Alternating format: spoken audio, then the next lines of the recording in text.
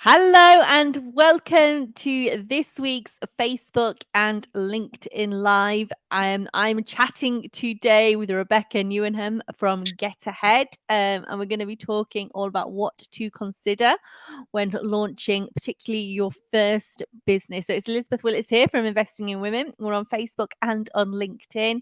You could let us know if you can hear us all right. Give us a like or an emoji. That would be fab. And if you are launching a business and you don't know where to start, then this live is for you. And feel free to pop questions in the comments, and Rebecca and I will do our best to answer them for you. So thank you so much, Rebecca, for joining us today. It's such a meaty topic, and you are an experienced business owner, so you are definitely very well placed to talk us through what you actually really need when launching a business. Oh, I hope so, Liz. Yeah, I mean, like you say, it's such a meaty topic and something I'm really passionate about. So it's all about giving opportunities for learning, isn't it? Which is absolutely. So how long have you been a business owner for?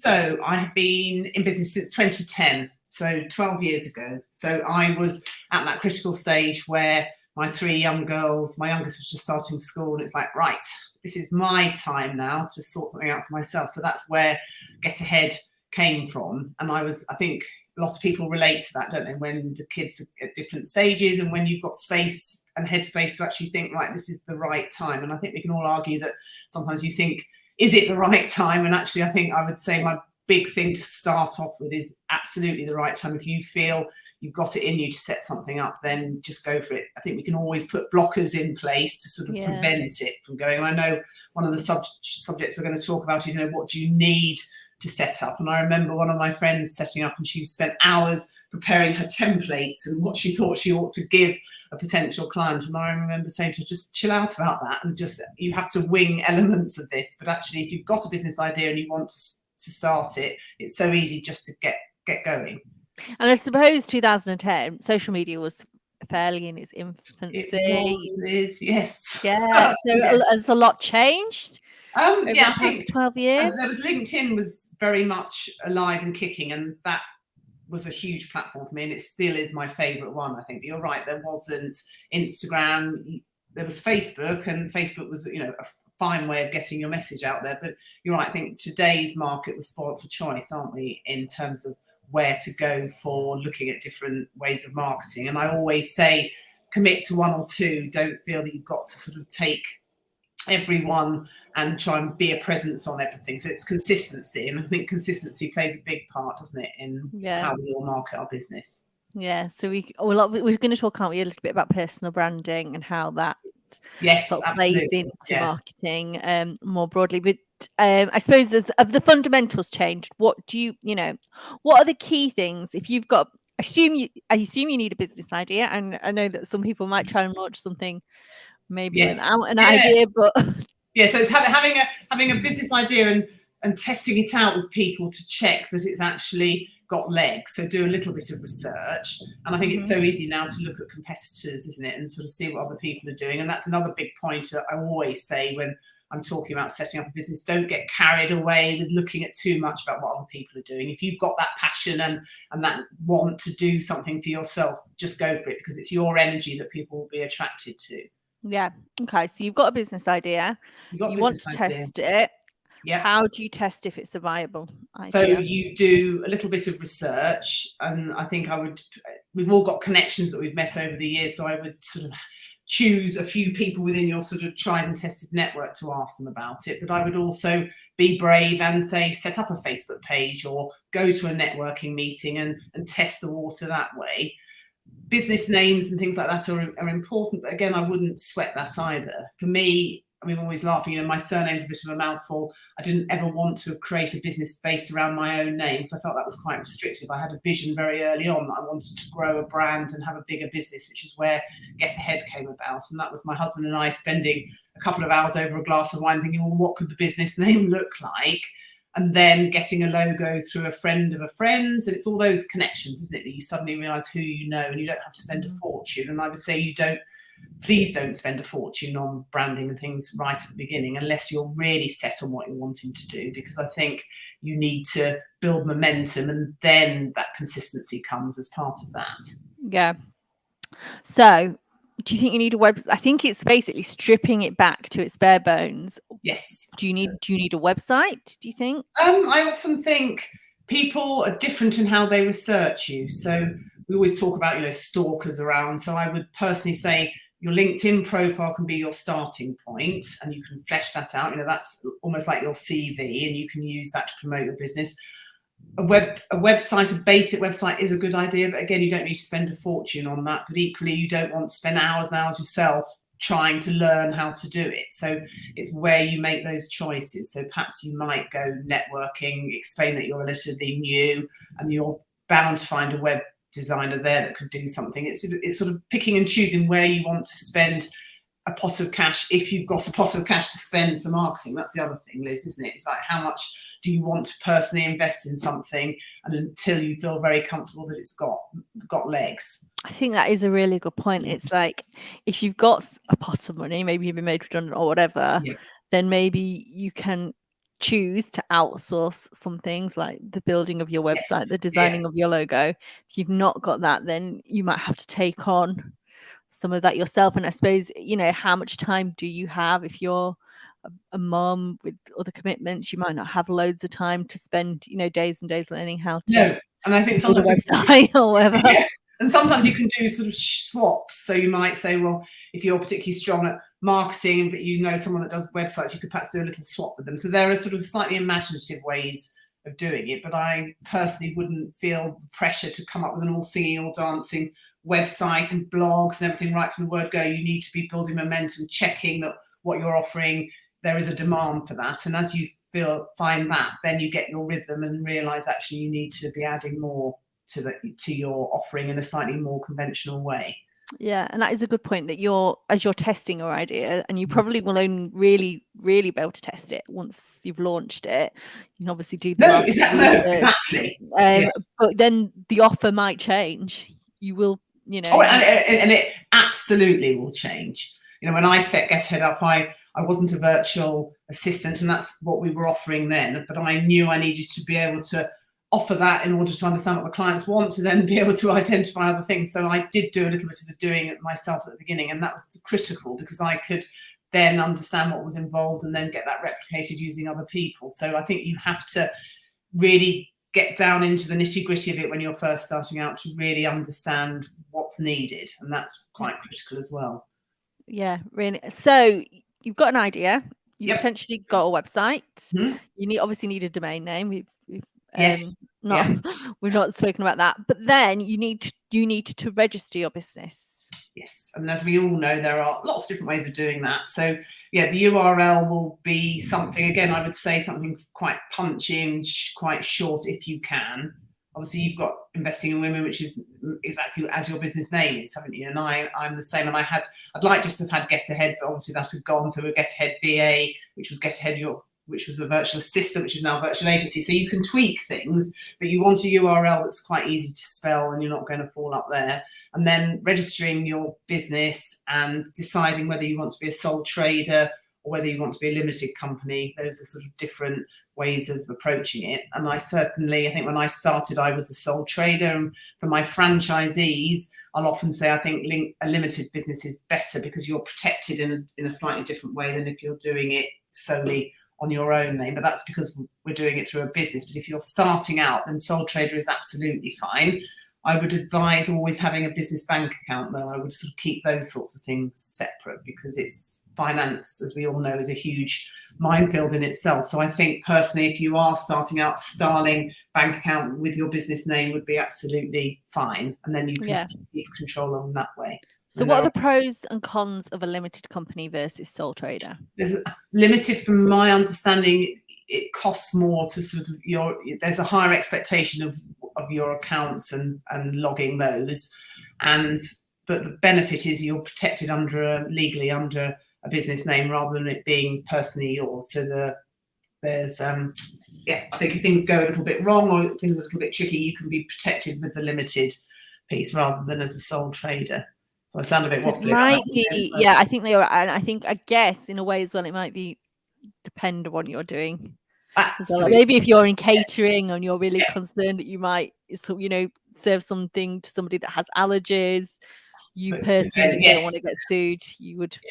And then there's also the different insurances as well, so public liability and various insurance. So it's definitely worth looking at some of those different requirements as well. But again, shopping around. So there are all sorts of different providers that can offer different deals and things when you're first starting out. And something like the FSB, I would always say, is a great resource, the Federation of Small Business, to sort of look at who's involved in that. And often they will do really great networking, and as part of your membership, you get benefits as well. So that's definitely a resource worth looking at. Brilliant. So we've got our website. We may or may not have built it ourselves. We've registered the company. We know we're for a sole trader, limited company. And then, so we've got all these other things then that I guess are add-ons. So we can talk about the marketing, employing staff, the sales. So how important do you think it is at this point to get funding, for example? How much money do you need to launch a business? Not as much, I think, as you perhaps you think. So when I started, I had a second-hand laptop. For me, it was networking that was going to be my cost, my outlay. So to be able to meet busy business owners that needed support. So depending on who your clients are, it's like understanding where are they hanging out, how are you going to find them? And obviously utilizing social media in the ways that you can is a free resource. Obviously it's your time that you're investing in it, but there's not a huge amount of cash that you need to outlay at the very beginning. I think it's more time and making sure you're spending that time in the right places. Yeah, because I think that is a barrier. People worry, I suppose, that they don't have the money to set up a business. And I suppose actually we're talking about money. I mean, this is from my experience. It took a long time for me to be able to pay myself.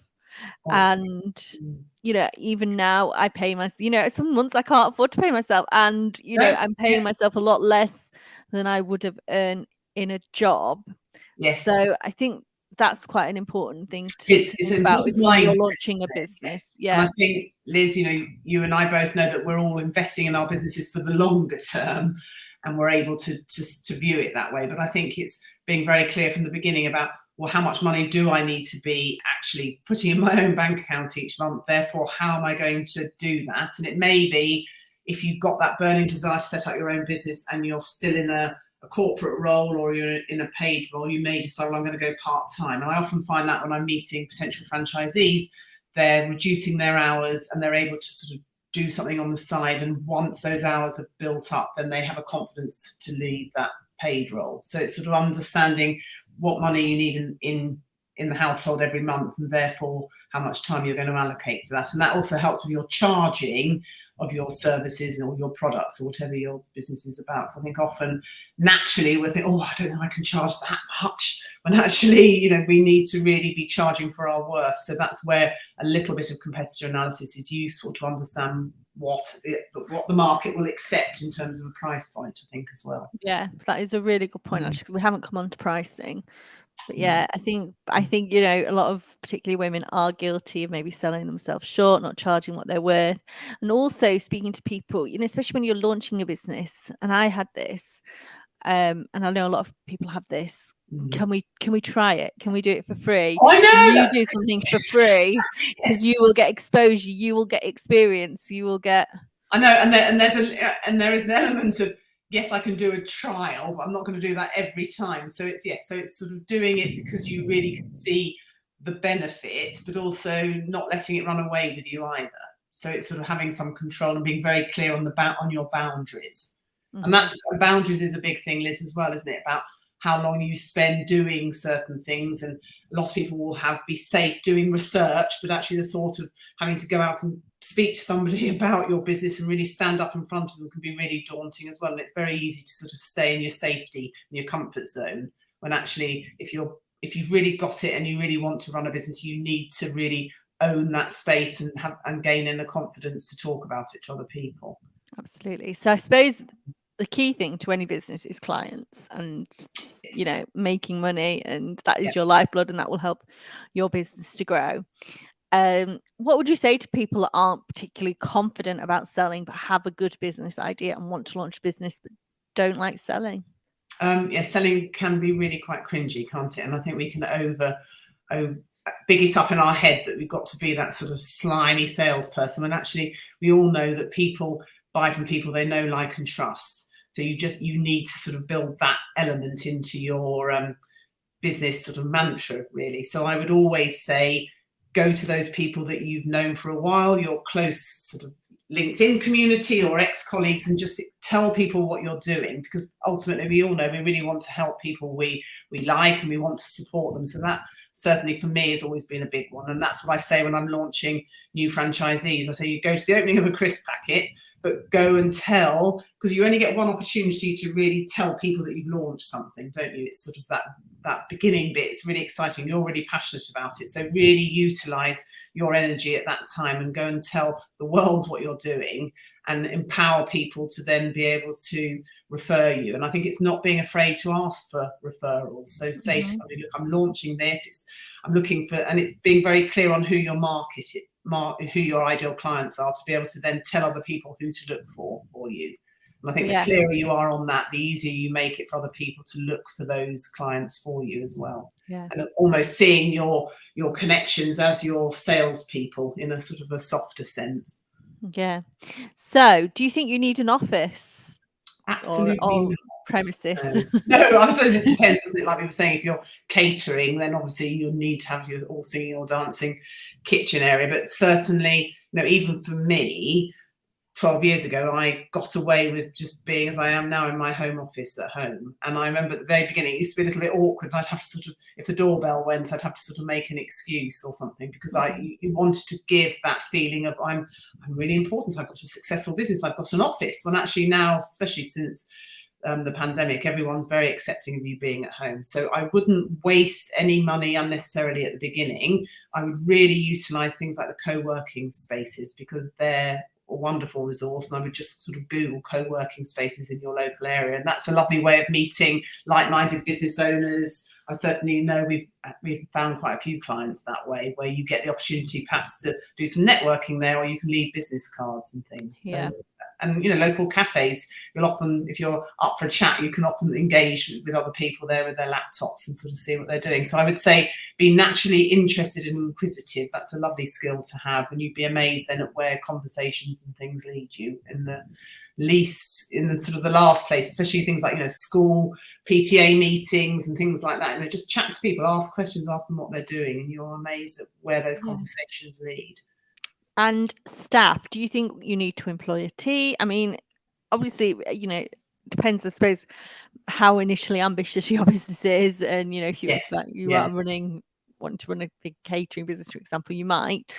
But for our purposes, do you think you need to employ staff? No, I mean, I guess with my outsourcing hat on, I'd be saying absolutely not, Liz. You need to outsource to other people. But having staff is expensive. There are hidden costs that we don't necessarily even think about. Paid holiday, pension, everything like that. So I would always say, just steer clear of employing people until you really need to, and look at different imaginative ways of working with people as well, and get recommendations, because that's a big thing. But I think certainly I don't employ people. I outsource, and I utilize that freelance market to our advantage, but also it's empowering for other people that have that flexibility then. So I think employing people doesn't mean you're successful. I think we need to over that bit, don't we? I think we do, because you sometimes, I get this imposter syndrome. I'll go on LinkedIn, I'll see, people, some of my competitors are now up to X amount of staff and whatever. And you do,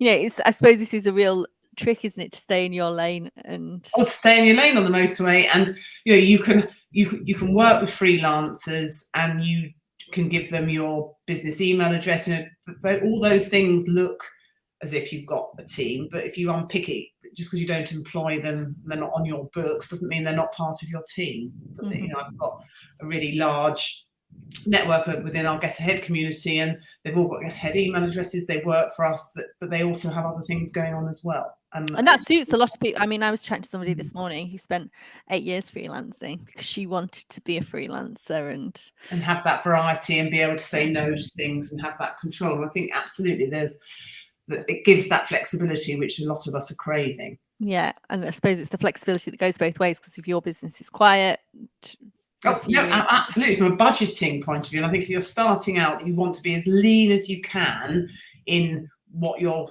spending.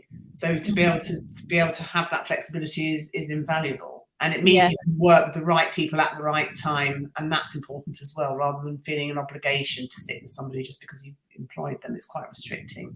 Yeah, absolutely.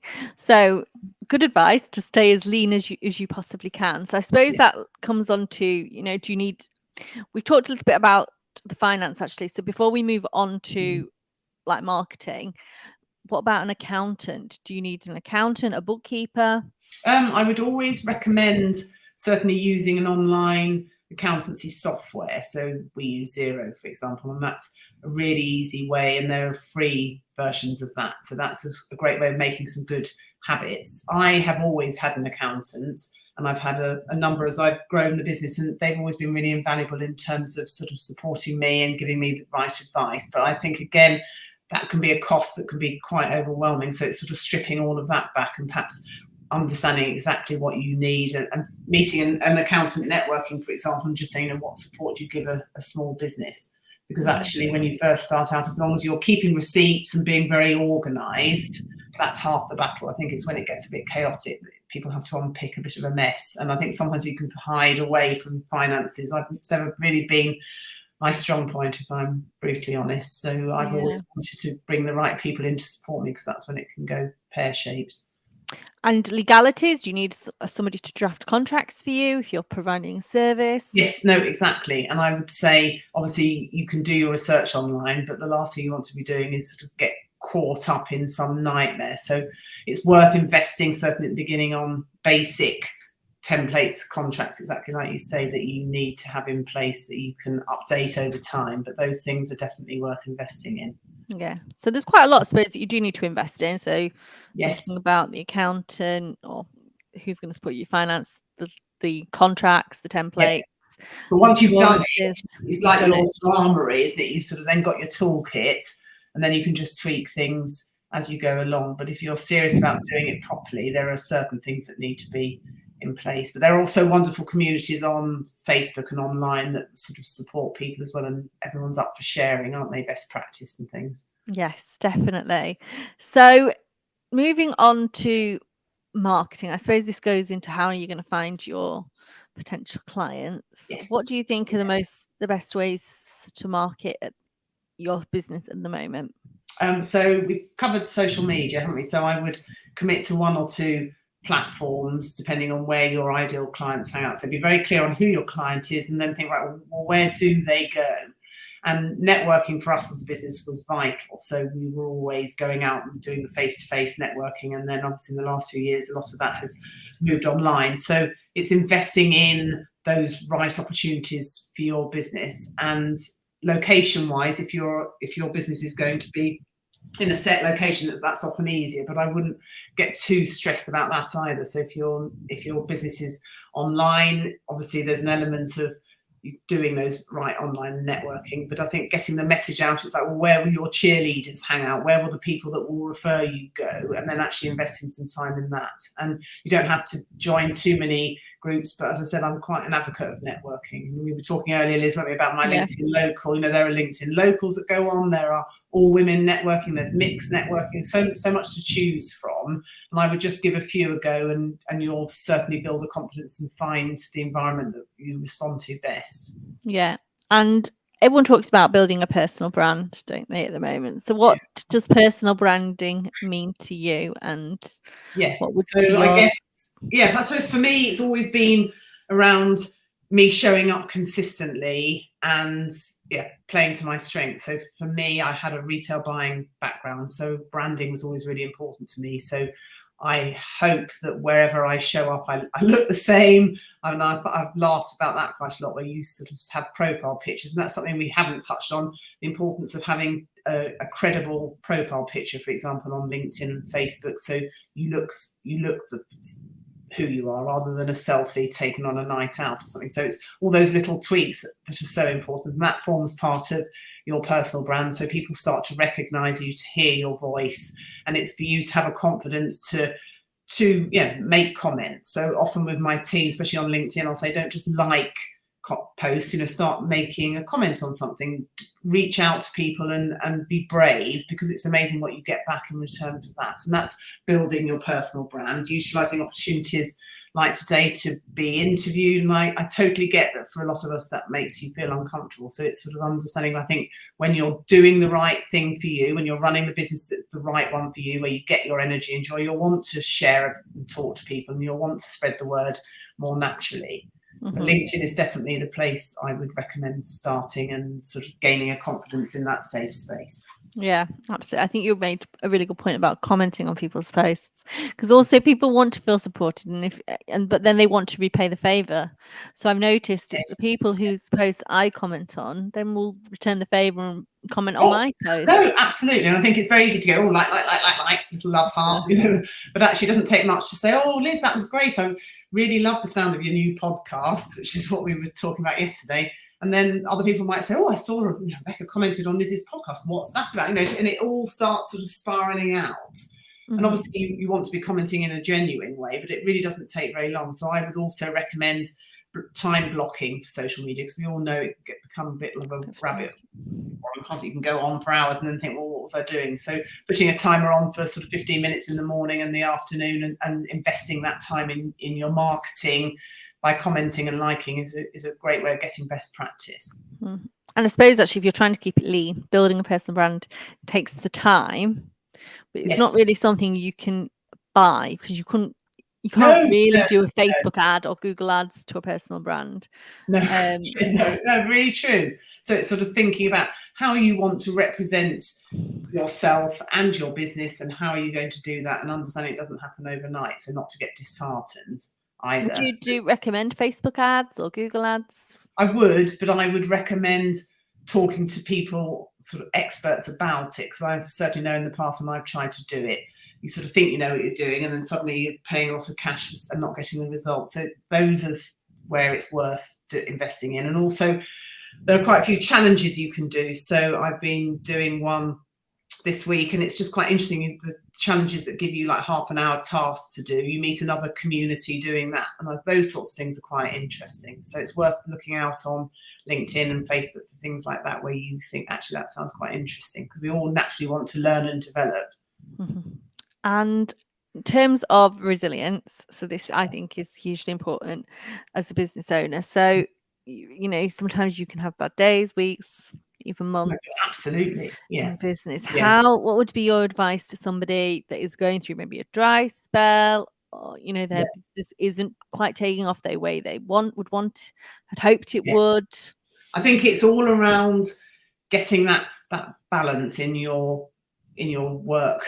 So I commented on someone's post on LinkedIn yesterday where she had a tricky time. She then went away for a few days, stopped social media, had a real breather, and then came back refreshed. And I think it goes into that imposter syndrome. And if we're feeling all the news that's going on, everything that's happening, it's very easy to get sucked into thinking, oh, this is a nightmare. How am I ever going to find any work? Am I going to get any clients? And then it becomes a vicious circle. So it's recognizing that in you. And for me, exercise, for example, plays a big part. I have my set classes that I do every week, and I know that I'm not going to be in that work environment all the time. So it's being careful to remember that work is important, but so is your home life and your mental health as well. And it's all your mindset bit. So not jumping out of bed and grabbing your phone and searching, looking at everything else. Setting your day up right is really, really important. And perhaps allocating time to yourself and to your family as well, and remembering why you're doing what you're doing.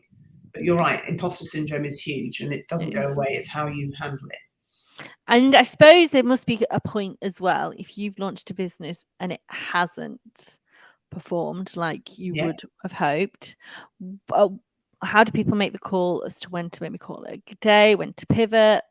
Oh, I think don't you? And it's realizing that no one's going to turn around and and have an opinion about it. It's how you own it and how you get that story out. So it's not apologizing. It's just sort of acknowledging that this hasn't quite been what I needed it to be. So I'm now going to be doing something else. It's how you pull that together. It's like your own PR, isn't it? It's how you talk about yourself makes the whole difference, and just not worry about what other people think. It's ultimately you're doing this for you, and totally up to you to do it. And that's what's so lovely about running your own business. You can choose. You haven't got that big boss telling you, or you feeling you've got to report into somebody. You're totally at ease to do what you like. But I totally get that sometimes that feels quite daunting as well.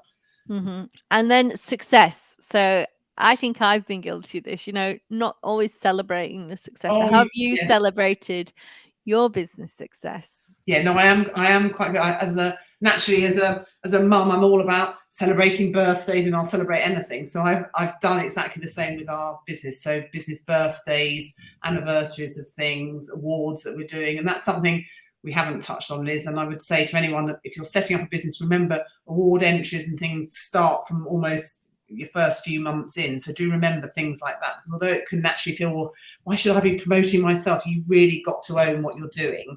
And awards and things like that are wonderful recognition. So that's how we often will celebrate success. We'll bring the team together, and all my team are virtual.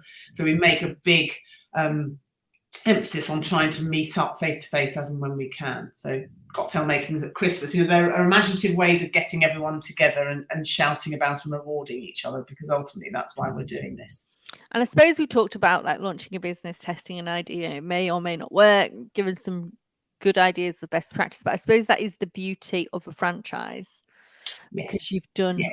No, absolutely. And I franchised Get Ahead 4 years ago, and I have wonderful conversations with people who are saying, I know I want to run my own business, but I just don't know if doing it on my own is what I want to be doing. And you're right. So from a franchise point of view, a franchise opportunity allows you to immediately slot into something that's been tried and tested and proven. But you have the ability to run it as in your own way to a degree as well. So it's interesting. It's almost like the halfway house, where you can have that freedom and flexibility, but you've got the backup of a team already in place. Absolutely. I suppose you you're starting a lot further along from the start. Yeah, exactly. And you go through elements of what it's like setting up on your own, the best bits in a way, because we've done all the hard work in trialing it and testing it in the behind the scenes. Yeah. So remind people, what do Get Ahead do, and if people are interested? Oh yes. So Get Ahead, we're an outsourcing agency. So we support the busy business owner with anything from answering their phones, providing them with a virtual assistant, right through running their social media and marketing. And then the flip side of that are franchise opportunities, of which we're just about to launch. Thanks to Liz and her wonderful community, I found my latest 2 franchisees through Investing in Women. So we're super excited about that. And they are both women who wanted to run their own business, but wanted to be part of a wider community and do it on their terms, but under our guidance. And that's been an interesting one. And I've also launched in the last 6 months my business mentoring. So I'm supporting primarily women who are going back into the workforce that are business leaders that need some support in scaling, like I've done with franchising, or that have got a business idea very much like we've talked about today. And I'll hold their hand and support them in that business journey, because it's so exciting, but it can be lonely and isolating as well. Yeah. So it's brilliant really what you offer. So you offer really to anybody that wants to run a business, anyone that's sort of got an itch, really. Anyone that's got an itch, I can help support that. And then anyone that's had that itch, but now it has got the next itch, which is in the scaling piece. Yeah.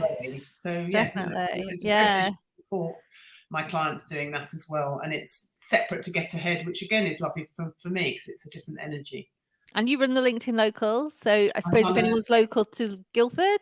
Yes, anyone in Guildford in Surrey that'd like to come along, and I love that, and I would encourage anyone. The power of networking is huge, and when I first launched the business, it petrified me. And I think I remember I went back to those awful school presentations where I had to stand up in front of the class and I go bright red and sweaty, and I assumed that's what it was going to be like when I was promoting my own business, but actually it's totally different, because it's mine and I'm promoting something I know all about. It's not some subject that's been plucked out of thin air. Yeah. I think we all have those flashbacks, don't we? Of yes. Yeah. So we've had someone on Facebook said, "Great advice, Rebecca." So I don't know if anyone's got any final questions for Rebecca on what you really need to launch your business. Pop them in the comments. But yeah, it's been a really, really fascinating conversation. I've really enjoyed chatting with you and learning more. It's been such a good thing for me just to run through, and it took me back as well. And obviously I'm still in the fairly early stages, so I can definitely relate. We're all about that. The stages just evolve, don't they? But yeah, Yes. daunting, Yes. but really exhilarating at the same time. Yes. So, So please tell us where people can connect with you and find out more about you and Get Ahead. oh yes, and so the nature of your business. LinkedIn, as I've been banging on about for the last half an hour, is where I hang out a lot. So you can find me on there, and then our website is just getaheadva.com. Are you going to get into TikTok? Oh, my kids would be mortified. Yeah, I think I would quite like. There's part of me that would quite like a little bit of TikTok action, but I'd have to do it without them knowing, I think. Yeah. Then again, this is the thing, you can spend hours on all these different platforms, can't you? And it boils down to that consistency and where your tribe are hanging out, I guess. I think that is a point, isn't it? If it's you just doing it by yourself, 1 or 2 platforms is enough. And then when you're in a position where you can take more on, then you could outsource it to someone from Get Ahead and they could do the other bits. Your LinkedIn company page is doing phenomenally well, isn't it? And yeah, but actually I have a freelancer that does that. So I am all about getting help, where you can, and then that does free you up to do other. You can't do it all, Liz. You cannot. You cannot do it all. So so don't be afraid to ask for help if you need help. Very true. Yes. Brilliant. Well, thank you so much, Rebecca. Thank you to everybody that's watched. Hillary said thank you for an informative session. And thank you so much for being so generous with your advice, Rebecca. Oh, anytime. Yeah, brilliant. All right, well, we'll put all the links in the show notes on the replays. If you missed any of this episode, you'll be able to catch the replay on the website, hopefully tomorrow or Thursday. Fabulous. Lovely. Thank you so much. Thanks to everyone that's watched today. See you soon. Bye.